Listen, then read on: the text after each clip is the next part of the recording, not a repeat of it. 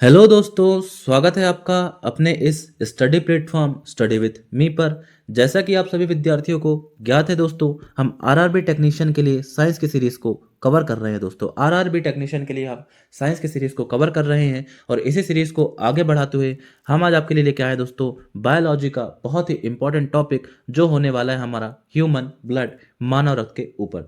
जैसा कि दोस्तों अगर आपने आरआरबी टेक्नीशियन की प्रीवियस ईयर क्वेश्चन पेपर देखे होंगे दोस्तों, तो आपको मानव ब्लड, ह्यूमन ब्लड से दोस्तों प्रत्येक शिफ्ट में क्वेश्चन देखने को मिले होंगे। तो दोस्तों जो जितने भी इंपॉर्टेंट क्वेश्चन बनते हैं, जितने भी इंपॉर्टेंट फैक्ट्स दोस्तों आपके ह्यूमन ब्लड से बनते हैं, उन सभी फैक्ट्सों को हम आज इस एक छोटी सी वीडियो में कवर करने वाले हैं। तो आप सभी को वीडियो में अंत तक बने रहना है और जो भी विद्यार्थी हमारे इस प्लेटफॉर्म पर पहली बार विजिट कर रहा है वह प्लीज़ चैनल को सब्सक्राइब करना ना भूले और ज़्यादा से ज़्यादा दोस्तों के साथ वीडियो को शेयर करना ना भूले। तो आइए स्टार्ट करेंगे हम आज का ये सेशन जो होने वाला है मानव ब्लड के ऊपर। तो दोस्तों मैंने आपको बताया कि मानव ब्लड, ह्यूमन रक्त के दोस्तों जितने भी इंपॉर्टेंट फैक्ट हो सकते हैं दोस्तों, उन सभी फैक्टों को हम वन बाय वन कवर करने वाले हैं।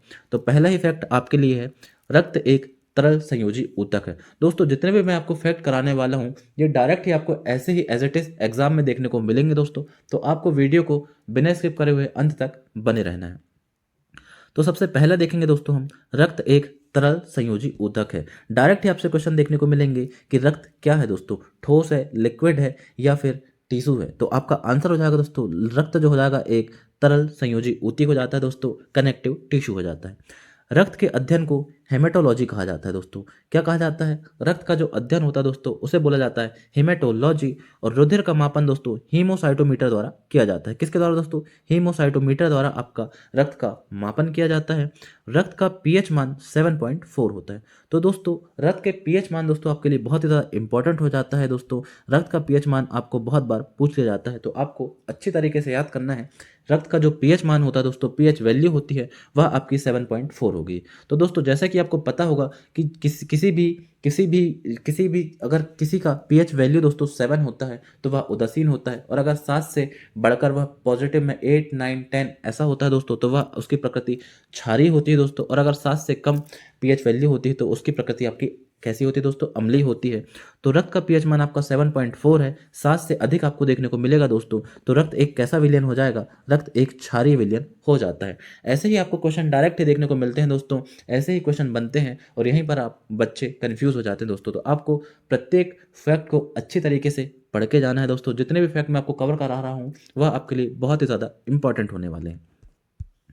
अगला दोस्तों, एक वयस्क मनुष्य में औसतन 5 से 6 लीटर रक्त होता है। तो दोस्तों आपको याद करना है कि वयस्क मनुष्य में औसतन आपको 5 से 6 लीटर रक्त देखने को मिलेगा। अगर हम दोस्तों फीमेल की बात करें तो फीमेल में दोस्तों आधा लीटर रक्त जो है दोस्तों आपको कम देखने को मिलेगा पुरुषों की अपेक्षा। मानव शरीर में रक्त की मात्रा शरीर के भार का लगभग 7% होती है दोस्तों। आपसे डायरेक्ट क्वेश्चन पूछ लिया जाता है, बताइए मानव शरीर में जो रक्त की मात्रा होती है वह शरीर के भार का लगभग कितना प्रतिशत होती है? तो आपका आंसर हो जाएगा दोस्तों 7%। तो दोस्तों ये कुछ इंपॉर्टेंट फैक्ट थे जो मैंने आपको कवर कराया। अब हम देखेंगे दोस्तों मानव ब्लड की संरचना, मानव ब्लड के कंपोनेंट। तो दोस्तों एक और फैक्ट है दोस्तों आपका, मानव के रुधिर का लाल रंग। आपको पता होगा दोस्तों कि रक्त हमारा लाल रंग का होता है और उसमें लाल रंग जो है दोस्तों हीमोग्लोबिन पिगमेंट के कारण होता है। डायरेक्ट आपको क्वेश्चन देखने को मिलता है कि मानव रक्त का लाल रंग किसके कारण आपको देखने को मिलता है? तो उसमें दोस्तों हीमोग्लोबिन पिगमेंट पाया जाता है। इसके कारण हमारा ब्लड जो होता है दोस्तों वह लाल रंग का होता है। दोस्तों कॉकरोच का जो रुधिर का रक्त होता है दोस्तों वह सफ़ेद रंग का होता है, क्योंकि उसमें हीमोलिम्फ पिगमेंट पाया जाता है दोस्तों। क्या पाया जाता है दोस्तों? Haemolymph pigment. तो दोस्तों ये जो नोट्स है दोस्तों बहुत ही ज़्यादा इंपॉर्टेंट है। आपको कॉकरोच के रुधिर का रंग भी पूछ लिया जाता है तो आपको याद करना है कि जो कॉकरोच का रुधिर का रंग होता है दोस्तों वह आपका सफ़ेद वाइट देखने को मिलेगा, और वो आपको देखने को मिलता है दोस्तों हीमोलिम्फ पिगमेंट के कारण। ऑक्टोपस दोस्तों, ऑक्टोपस के जो रक्त का रंग होता है दोस्तों वह आपको ब्लू, नीला देखने को मिलेगा हीमोसाइनिन पिगमेंट के कारण। किसके कारण दोस्तों? हीमोसाइनिन पिगमेंट के कारण। तो ये दोस्तों जितने भी फैक्ट हैं आपके लिए बहुत ही ज़्यादा इंपॉर्टेंट है, आपको बहुत ही अच्छी तरीके से इन्हें याद करते हुए चलना है दोस्तों। दोस्तों अब हम देखेंगे कंपोनेंट्स ऑफ ब्लड दोस्तों। तो दोस्तों रक्त के भाग हम देखने वाले हैं कि रक्त में आखिर क्या क्या पाया जाता है। तो दोस्तों अगर हम रक्त की बात करें तो रक्त में दोस्तों दो पार्ट्स आपको देखने को मिलेंगे। एक होता है दोस्तों आपका कौन सा, सॉलिड पार्ट, और एक होता है दोस्तों आपका लिक्विड पार्ट। क्या होता है, तो जो सॉलिड पार्ट होता है वह आपका 45% होता है और जो लिक्विड पार्ट होता है दोस्तों वह आपका 55% आपको देखने को मिलेगा। तो दोस्तों जो लिक्विड पार्ट होता है वह आपके 55% आपको देखने को मिलेगा। बहुत बार पूछ लिया जाता है दोस्तों कि बताइए तरल पदार्थ ब्लड में कितना प्रतिशत होता है दोस्तों और सॉलिड पदार्थ कितना होता है। जो होता है दोस्तों वह 55% आपका देखने को मिलता है। तो दोस्तों तरल पदार्थ में आपका पाया जाता है क्या, प्लाज्मा। क्या दोस्तों, प्लाज्मा पाया जाता है। डायरेक्ट आपको क्वेश्चन देखने को मिलता है कि ब्लड में प्लाज्मा का कितना प्रतिशत होता है। तो दोस्तों प्लाज्मा एक तरल फॉर्म में पाया जाता है, लिक्विड फॉर्म में पाया जाता है, जो आपको 55% आपको देखने को मिलेगा। और ठोस दोस्तों सॉलिड पार्ट में आपको आरबीसी, डब्ल्यूबीसी और प्लेटलेट्स आपको देखने को मिलेंगे। जो रक्त बिंबाणु होते हैं दोस्तों, रक्त कणिकाएं होती हैं, वह आपको सॉलिड फॉर्म में देखने को मिलेंगी, वह आपकी 45% होती हैं। तो दोस्तों ये परसेंटेज से भी क्वेश्चन देखने को मिलता है, तो आपको अच्छे तरीके से इनको याद करना है। तो हमने देखा कंपोनेंट्स ऑफ ब्लड, जिसमें हमने देखा दोस्तों एक भाग है हमारा सॉलिड और एक है दोस्तों लिक्विड। लिक्विड फॉर्म में होता है दोस्तों हमारा प्लाज्मा, जो होता है 55%, और सॉलिड पार्ट में दोस्तों हमारे होते हैं ब्लड सेल्स और ब्लड बिंबाणु वगैरह होते हैं दोस्तों, जो आपके 45% तक होते हैं। तो दोस्तों जैसे कि आपको यहाँ पर चित्र में समझ में आ रहा होगा दोस्तों, ये हमारे एक ब्लड के कंपोनेंट्स हैं। तो ब्लड के कंपोनेंट्स में दोस्तों ये जो आपको येलो कलर से लिक्विड फॉर्म में दिख रहा है दोस्तों, यह आपका क्या हो जाएगा, यह दोस्तों आपके प्लाज्मा हो जाता है, जो आपके लगभग 55% के प्रति आपको देखने को मिलेगा। ये मैंने आपको बताया दोस्तों। और ये प्लेटलेट दोस्तों, यह हो जाएंगे आपके प्लेटलेट्स, रेड ब्लड सेल्स और वाइट ब्लड सेल्स दोस्तों। तो ये सब ऑफ कंपोनेंट ऑफ ब्लड में सबसे पहले हम देखेंगे प्लाज्मा, जो मैंने आपको बताया दोस्तों कितना परसेंट पाया जाता है दोस्तों, यह आपके 55% आपको देखने को मिलेगा। प्लाज्मा आपके लिक्विड फॉर्म में होता है दोस्तों। इसका रंग आपसे पूछा जाता है तो यह हल्का पीला, येलोइश कलर को आपको देखने को मिलेगा दोस्तों। प्लाज्मा का हल्का पीला रंग जो होता है दोस्तों, वह आपके बिलीरुबिन, किसके कारण दोस्तों, बिलीरुबिन पिगमेंट के कारण होता है, और जिसका निर्माण यकृत में होता है दोस्तों। आपसे डायरेक्ट पूछ लिया जाता है कि यह जो बिलीरुबिन पिगमेंट होता है, इसका निर्माण शरीर में कहाँ होता है, तो आपका आंसर हो जाएगा यकृत, लीवर। और प्लाज्मा का रंग जो होता है दोस्तों हल्का येलो कलर का होता है, पीला कलर देखने को मिलेगा, वह भी आपके बिलीरुबिन पिगमेंट के कारण आपको देखने को मिलता है दोस्तों। बिलीरुबिन के अधिक बनने पर आपको पीलिया, दोस्तों ये बहुत ही ज़्यादा इंपॉर्टेंट हो जाता है आपके लिए। आपसे पूछा जाता है पीलिया नामक बीमारी किसकी अधिकता के कारण होती है, तो जो बिलीरुबिन पिगमेंट होता है दोस्तों, इसकी अधिकता के कारण आपको पीलिया नामक बीमारी हो जाती है दोस्तों। तो हमने देखा प्लाज्मा, जो आपके अबाउट 55% देखने को आपको मिलता है। रंग देखा हमने हल्का पीला, प्लाज्मा का हल्का पीला रंग हमारे बिलीरुबिन पिगमेंट के कारण होता है दोस्तों, जिसका निर्माण यकृत, लीवर में होता है, और बिलीरुबिन के अधिक बनने पर पीलिया नामक बीमारी हो जाती है दोस्तों। अब हम देखते हैं प्लाज्मा के बारे में कि प्लाज्मा में आखिर क्या क्या पाया जाता है। तो दोस्तों मैंने आपको बताया ब्लड में प्लाज्मा आपके 55% देखने को मिलेगा, लेकिन प्लाज्मा में दोस्तों आपको 90% क्या होता है दोस्तों, प्लाज्मा में 90% जल पाया जाता है। डायरेक्ट आपको क्वेश्चन देखने को मिलता है, बताइए प्लाज्मा का कितना प्रतिशत भाग जल होता है, तो आपका आंसर हो जाएगा 90%। फिर देखेंगे दोस्तों ग्लूकोज, खनिज पदार्थ आपके 1% देखने को मिलेंगे दोस्तों, और प्रोटीन आपको 9% तक देखने को मिलेगा, जिसमें आपको थ्रोम्बिन, प्रोथ्रोम्बिन, ग्लोब्यूमिन, फाइब्रिन और फाइब्रोनेजन प्रोटीन आपको देखने को मिलते हैं दोस्तों। तो डायरेक्ट आपसे क्वेश्चन पूछ लिया जाता है, बताइए फाइब्रोनेजन प्रोटीन आपको किस भाग में देखने को मिलेंगे, तो ये सब आपके प्लाज्मा में आपको देखने को मिलते हैं दोस्तों एक क्वेश्चन आपसे बहुत ही बार पूछ लिया जाता है, जो आपके लिए बहुत ही ज़्यादा इंपॉर्टेंट है, इसे आपको स्टार मार्क कर लेना है दोस्तों। आपसे पूछा जाता है कि सीरम क्या होता है दोस्तों, आपसे पूछा जाता है कि सीरम क्या होता है। तो मैंने आपको बताया कि प्लाज्मा में दोस्तों जल, ग्लूकोज और प्रोटीन आपको देखने को मिलेंगे। तो प्रोटीन में दोस्तों हमने देखा था फाइब्रोनोजन प्रोटीन, क्या देखा था दोस्तों, फाइब्रोनोजन प्रोटीन। तो अगर हम प्लाज्मा से दोस्तों फाइब्रोनोजन प्रोटीन को अलग कर देते हैं दोस्तों, तो वह जो लिक्विड फॉर्म बच जाता है, उसे ही हम क्या बोलते हैं दोस्तों, सीरम। तो डायरेक्ट आपको क्वेश्चन देखने को मिलता है कि सीरम क्या होता है। तो अगर हम प्लाज्मा से फाइब्रोनोजन प्रोटीन को हटा दिया दोस्तों, निकाल दें, तो वह जो लिक्विड फॉर्म बचता है दोस्तों, उसे ही हम क्या बोलते हैं, सीरम बोलते हैं। अब दोस्तों हम देखेंगे प्लाज्मा के कार्य। तो प्लाज्मा का आखिर कार्य क्या होता है दोस्तों, रुधिर का थक्का जमाने में सहायक। तो दोस्तों जो ब्लड क्लॉटिंग होती है, ब्लड क्लॉटिंग में सहायक होता है आपका प्लाज्मा। ग्लूकोज को सभी अंगों तक पहुंचाता है दोस्तों, और रुधिर के जो पीएच मान होता है दोस्तों, उसका बैलेंस बनाए रखने का काम भी किसका होता है, प्लाज्मा का होता है। तो दोस्तों हमने देखा प्लाज्मा जो का आपका लिक्विड फॉर्म में था दोस्तों। अब हम देखने वाले हैं जो सॉलिड फॉर्म में थे। सॉलिड फॉर्म में दोस्तों हम देखेंगे सबसे पहला आरबीसी, रेड ब्लड कॉर्पुसल्स। तो दोस्तों आरबीसी से जितने भी इंपॉर्टेंट फैक्ट होते हैं दोस्तों, हम फैक्ट की तरह इसे पढ़ने वाले हैं, जो आपके लिए बहुत ही ज़्यादा इंपॉर्टेंट होने वाला है। वन लाइन फैक्ट है दोस्तों, आपको एज इट इज़ ऐसे ही क्वेश्चन देखने को मिलेंगे। तो दोस्तों आरबीसी को इरिथ्रोसाइट भी कहा जाता है। बहुत बार आपसे पूछा जाता है आरबीसी का अन्य नाम क्या है दोस्तों? तो आपका आंसर हो जाएगा आरबीसी को इरिथ्रोसाइट्स बोला जाता है। क्या बोला जाता है दोस्तों? इरिथ्रोसाइट्स।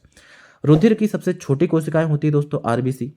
आरबीसी का निर्माण बोन मैरो अस्थि मज्जा में होता है। बहुत बार पूछा गया क्वेश्चन है दोस्तों। वैसे जितने भी फैक्ट मैं आपको करा रहा हूँ वो बहुत ही ज़्यादा इंपॉर्टेंट होने वाले हैं, तो सभी फैक्टों को आपको अच्छे तरीके से ध्यान से पढ़ना है और समझना है दोस्तों।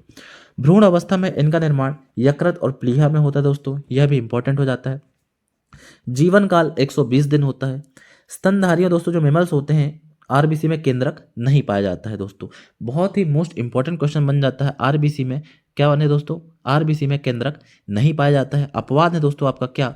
ऊंट एवं लामा। क्या दोस्तों? ऊंट एवं लामा जो होते हैं उनके आरबीसी में केंद्रक आपको देखने को मिलेगा।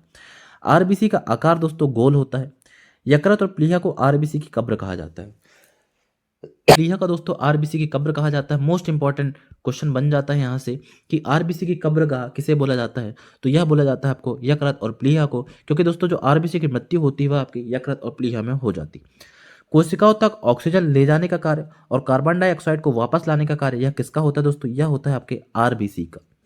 आरबीसी की कमी से एनीमिया, जिसे अरक्तता बोला जाता है दोस्तों, यह रोग भी आपको आरबीसी की कमी से देखने को मिलता है। आरबीसी की वृद्धि से दोस्तों आपको पॉलीसाइथेमिया रोग देखने को मिलेगा। क्या दोस्तों? बहुत बार पूछा गया क्वेश्चन है, पॉलीसाइथेमिया रोग किसकी वृद्धि से होता है? तो आपका आंसर हो जाएगा दोस्तों आरबीसी की वृद्धि से। और हमने देखा आरबीसी की कमी से आपको एनीमिया रोग होता है। अगला है दोस्तों आपका व्हाइट ब्लड सेल, श्वेत रक्त कणिकाएं। तो दोस्तों व्हाइट ब्लड सेल को ल्यूकोसाइट बोला जाता है। अन्य नाम क्या हो जाएगा दोस्तों? अन्य नाम है आपका ल्यूकोसाइट्स। रुधिर की सबसे बड़ी कोशिकाएं, सबसे छोटी कोशिकाएं दोस्तों आरबीसी, सबसे बड़ी कोशिकाएं डब्ल्यूबीसी। निर्माण दोस्तों दोनों का बोन मैरो अस्थि मज्जा में होता है। जीवन काल 2 से 4 दिन। दोस्तों हमने आरबीसी का जीवन काल देखा 120 डेज और दोस्तों डब्ल्यूबीसी का जीवन काल 2 से 4 दिन। आकार दोस्तों इनका अनिश्चित होता है, लगभग अमीबा के आकार जैसा होता है दोस्तों। आपसे डायरेक्ट क्वेश्चन पूछा जाता है आरबीसी का रेशो बताइए डब्ल्यूबीसी से, तो वह होता है दोस्तों 600:1। 600 अनुपात 1 के अनुपात में दोस्तों आरबीसी और डब्ल्यूबीसी का अनुपात होता है।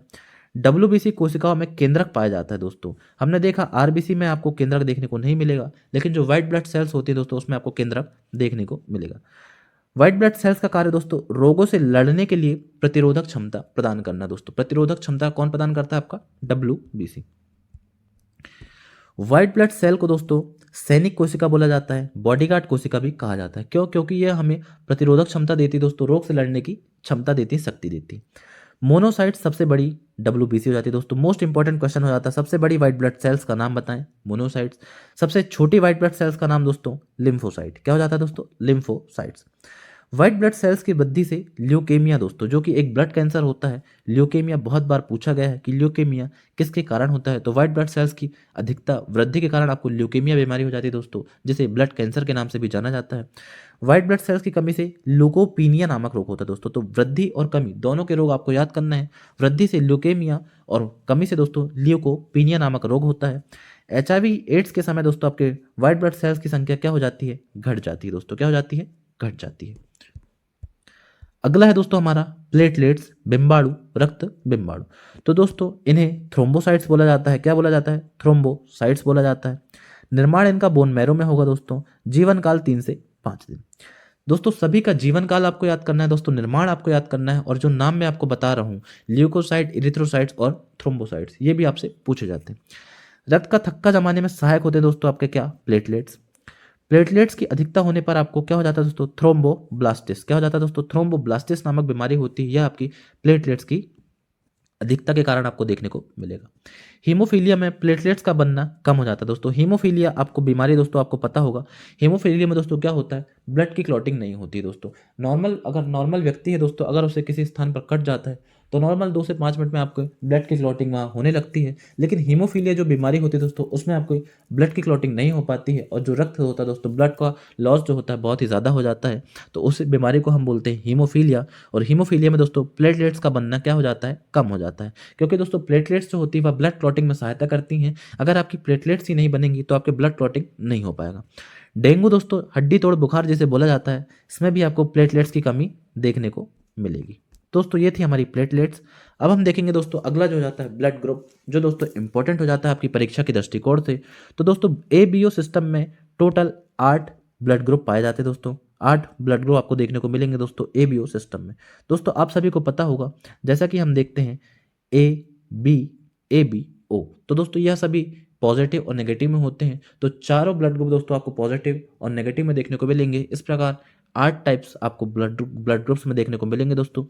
ABO रक्त समूह की खोज दोस्तों यह आपके कार्ल लैंडस्टीनर ने की थी दोस्तों। जिन एंटीजन दोस्तों, एंटीजन क्या होते हैं, तो यह ग्लाइकोप्रोटीन के बने होते हैं दोस्तों, और यह आपके आरबीसी में पाए जाते हैं। दोस्तों ब्लड में दोस्तों आपको एंटीजन और एंटीबॉडी देखने को मिलती है।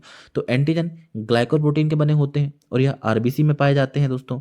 अगला दोस्तों एंटीबॉडी, तो एंटीबॉडी भी आपकी ग्लाइकोप्रोटीन से मिलकर बनी होती है और यह आरबीसी और प्लाज्मा दोनों में पाए जाएंगे दोस्तों।